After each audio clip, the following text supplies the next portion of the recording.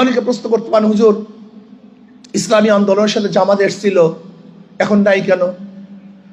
On box পলিসির কি হলো? অন বক্স তো এখনো আছে, কিন্তু যারা ইসলামের নামে শরিয়া কায়েম করবে না, এরা ইসলামী আন্দোলনের সাথে কোনোদিন ঐক্যবদ্ধভাবে চলতে পারে না। ইসলামী হুকুমাত কায়েম করার জন্য, ইসলামী হুকুমাত কায়েম করার জন্য আমাদের চেষ্টা। আর আমি যদি বলি আমি ক্ষমতায় গেলে শরিয়া আইন বাস্তবায়ন করব না, এর চেয়ে বড় ধোঁকা দুনিয়াতে হতে পারে না। এর চেয়ে বড় ধোঁকা দুনিয়াতে হতে পারে না। আজকে এখানে যারা আসছেন, কিসের জন্য আসছেন? ইসলাম কায়েম করার জন্য না, শরিয়াতকে বাস্তবায়ন করার জন্য না।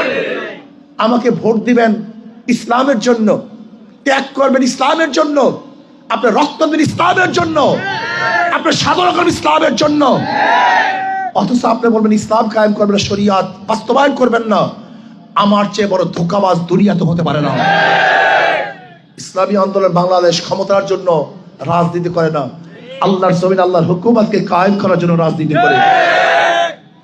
ইসলামী আন্দোলন বাংলাদেশ ক্ষমতার জন্য রাজনীতি করত, অনেক আগেই ক্ষমতায় যেতে পারত, অনেক আগেই।